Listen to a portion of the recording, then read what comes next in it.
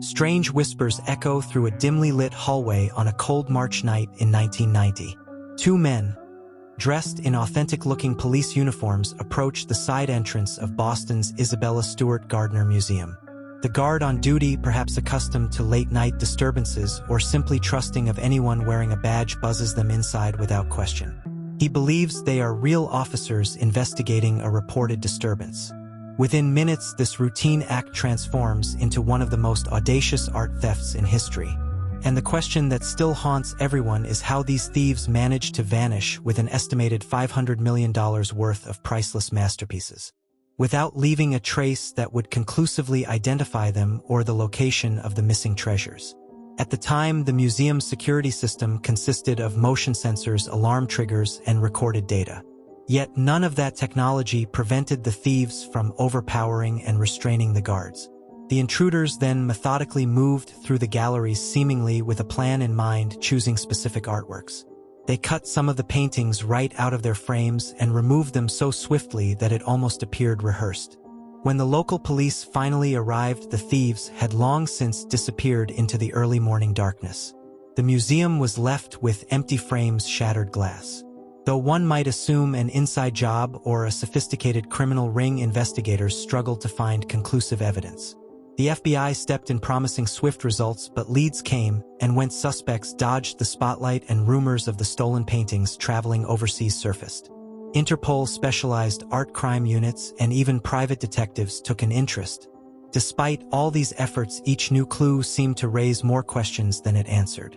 Art aficionados, museum goers, and citizens alike were left baffled by how such a violation of cultural heritage could go unsolved for so long. It's vital to understand the significance of the Isabella Stewart Gardner Museum itself. Established by the formidable and eccentric Isabella Stewart Gardner, the museum was modeled after a Venetian palazzo featuring a courtyard that felt like stepping into another era. Gardner curated her collection with a personal flair, selecting each painting, sculpture, tapestry, and piece of decorative art with a discerning eye. She arranged them in a meticulously designed interior that was to remain unaltered after her death. This stipulation in her will made the theft of the paintings even more glaring, since now the museum is forced to leave the empty frames on the walls, never to be replaced. Those vacant frames remain a visible reminder of what was lost, and a daily provocation for anyone visiting the museum, a silent question asking, where are those artworks now? On that fateful night, the thieves took a staggering variety of masterpieces. Among them were works by Rembrandt, Degas, and Vermeer.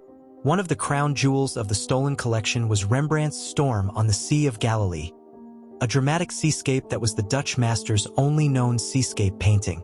Removing it from its frame caused irreparable damage to the edges. Also snatched was Rembrandt's A Lady and Gentleman in Black, a captivating portrait with a subtle interplay of light and shadow. A tiny self-portrait etching by Rembrandt was taken as well, along with 5 sketches by the French impressionist Edgar Degas. Another highlight was Johannes Vermeer's The Concert, considered one of the most valuable stolen artworks in the world. Its warm domestic interior scene exudes intimacy, showcasing Vermeer's exquisite mastery of light. The thieves also took a Chinese bronze gu from the Shang dynasty, an ancient ritual vessel with historical importance, and a Napoleonic flag finial. The entire haul amounted to an unprecedented sum, often cited as the largest private property theft in history. Investigators immediately looked into the possibility of organized crime involvement, with a few big names surfacing in the rumor mill. The heist's precision suggested professional criminals rather than mere opportunists. Some thought local Boston gangs, possibly connected to larger syndicates, had orchestrated the theft and planned to use the artworks as collateral in negotiations or as leverage to reduce prison sentences. Others argued that foreign art criminals must have arranged the job, shipping the paintings to secret buyers who wanted exclusive ownership. Forensic evidence gleaned from the museum's motion sensor logs indicated that the thieves navigated the building in a somewhat clumsy pattern, but they still managed to find specific high-value items. They even passed by some notable pieces to target certain works. That pattern has led to countless theories. Did they have inside knowledge of which paintings were easier to move or which would fetch higher prices on the black market? One common legend that emerged suggests the involvement of James Whitey Bulger, an infamous Boston crime boss. Although no solid proof has pinned the heist directly on him, Speculation ran rampant that Bulger's criminal network either brokered the stolen artworks or used them as leverage. Some informants claimed that Bulger was offered the paintings or that he knew exactly who had them stashed away.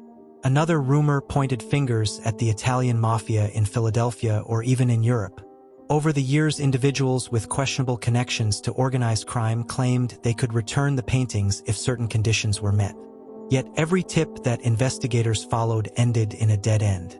No painting was ever recovered, no confirmed sale ever came to light, and no arrests were made that led to any art being returned. The FBI went public with multiple announcements over time referencing suspects and potential leads.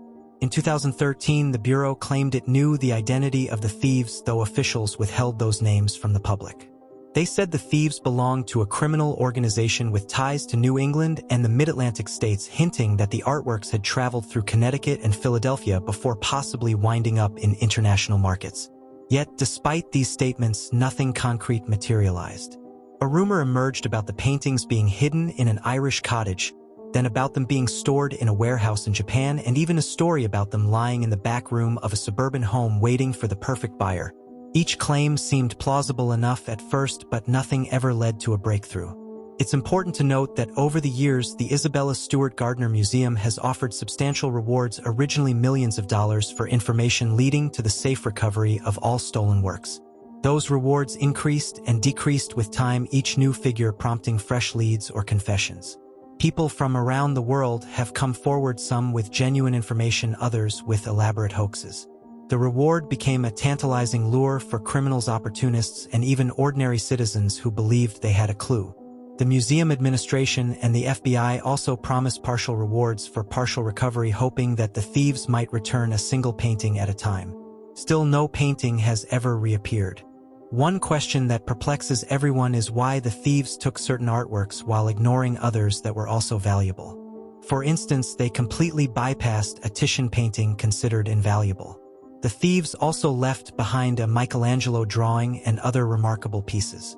Some argue that the thieves were primarily after Rembrandt's, believing his name alone would fetch astronomical sums on the black market. Others suggest they wanted smaller, more portable items, yet they also took a relatively large seascape painting. Additional confusion arises from the theft of the Chinese Gu, a curious choice for thieves presumably focused on European masterpieces. This mysterious selection strategy continues to stoke speculation about whether they were amateurs following a misguided plan or professionals with a very specific shopping list. For months after the robbery, the museum was in disarray. Security procedures were overhauled, public outrage simmered, and the local community was left with a profound sense of loss. After all, the Gardner Museum heist wasn't just about losing expensive art, it was about losing pieces of cultural heritage. Rembrandt's Storm on the Sea of Galilee had once held pride of place in the Dutch Room, inviting visitors to marvel at its dynamic interplay of light and water. Now visitors stand in front of an empty frame. The museum intentionally keeps the frames in place as a symbol of hope that one day the artworks might return. This visual emptiness speaks louder than words, reminding everyone of what was taken and of the extraordinary puzzle that remains. In the ensuing years, journalists, documentary makers, and true crime aficionados have all tried to crack the case. A Boston newspaper would run a story claiming a major lead was about to surface, only for it to fade away. Law enforcement occasionally briefed the public on progress, but those bulletins rarely held any dramatic revelations. Private investigators spent time interviewing ex-convicts and individuals who frequented the Boston art scene in the late 1980s, trying to piece together the hidden relationships that might lead to the stolen treasures. But time and again, each clue eventually fizzled. Some of the individuals who have been persons of interest in this case have passed away. Art thieves often operate under strict codes of silence, especially if they're linked to larger criminal networks. Key suspects have died, which further complicates the possibility of learning the truth. In certain circles, there is a belief that the thieves themselves had no idea how complicated it would be to sell such famous paintings. They might have intended to ransom them back to the museum or hold on to them until the heat died down. But the heat never really did. The theft remains high on the FBI's priority list, and private art detectives still keep watch for any sign of these works. A distinctive detail from that night is how the thieves interacted with the guards. There were only 2 guards on duty, one patrolling the galleries and another manning the security desk. The thieves handcuffed them both and took them to the museum's basement, leaving them secured, while the criminals strolled through the halls. The guards recalled hearing the thieves conversing in hushed tones, never revealing personal names. One interesting note is that the guard who let them in had only begun his shift. He claimed to have followed proper protocol by asking why the officers had come, but they insisted they had received a disturbance call. One might argue that the presence of police uniforms created enough psychological pressure to forego standard procedure. Ultimately, this might have been the thieves' masterstroke. Use a disguise that an untrained security guard would never have expected to question thoroughly, especially in the middle of the night. When the police arrived to process the crime scene, they discovered minimal physical evidence. The thieves had worn gloves, leaving no identifiable prints. Any footprints were inconclusive. The motion detectors revealed their path, but no conclusive means to identify them. No security cameras captured their faces clearly. This was 1990 after all, and security technology, though present, was not as advanced as what we have today. Police sketches based on guard descriptions were circulated, but they revealed only vague features: a typical mustache, a certain build, a faint accent. This hardly narrowed down the pool of suspects in a bustling city like Boston. As the new millennium approached, numerous watchers of the case believed an unexpected development might be around the corner. People speculated the paintings would surface in an international smuggling bust, or some gangster seeking leniency would suddenly produce 1 or 2 of the missing masterpieces as a bargaining chip. But as the years rolled on, that scenario never materialized. Instead, more stories of "I saw one of those paintings" or "I can produce it" popped up, only to crumble under scrutiny. Law enforcement tried sting operations in which undercover agents posed as buyers, hoping to entice someone to reveal a real painting. Each time, the final result was more frustration and no success. Then, in later years, new detectives took up the mantle, bringing fresh eyes to the evidence. Some claimed the solution was close at hand, while others believed the artworks might have been destroyed. That possibility alone enrages art lovers: the notion that such cultural treasures could be lost forever. There's a plausible theory that the thieves panicked when they realized the immense attention the case was getting and disposed of the paintings. Another hypothesis suggests that they remain hidden in someone's basement or attic, an ironically safer place than one might imagine, waiting for the day they can be sold or used as collateral. These pieces could be slowly deteriorating without the careful climate control offered by a museum environment. Over the years, small breakthroughs did happen. In 1997, for instance, the museum's board and the police said they had a person of interest who allegedly knew where the paintings were. Negotiations ensued, only to collapse because the individual demanded immunity from prosecution. Stories like that bubble up every so often, each time generating fresh excitement, and each time the hope deflates. Now the saga continues because the FBI has never officially closed the case. The Gardner Museum, abiding by Isabella Stewart Gardner's unique instructions, retains the arrangement of its artworks, leaving those frames starkly empty. The museum staff will tell you, if pressed, that they remain optimistic the paintings will one day be found. They point to other cold case art recoveries, such as the reappearance of stolen works decades after they vanished, often under the most improbable circumstances. They cling to the possibility that these priceless artifacts might still be intact somewhere. If this unfolding tale keeps you hooked, a brief reminder: subscribing to get more stories like this can help ensure you don't miss out on further revelations. Just a quick mention, no pressure. More than 30 years have passed. Countless visitors walk into the Gardner Museum each day, see those empty frames, and wonder. Many can't help but ask how such a major heist could remain unsolved. No official conclusion can be drawn yet, and that's the crux of this story's power. It's an incomplete narrative still awaiting its final chapter. Until that missing epilogue is written, we have only theory, speculation, and a faint glimmer of hope.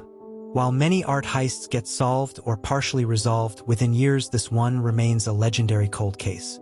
It stands as both a testament to the cunning of the criminals involved and a sobering reminder that not all mysteries are destined for a quick resolution. Perhaps the biggest tragedy here is not just the financial loss, but the cultural impact. Art is meant to be shared, seen, studied, and admired.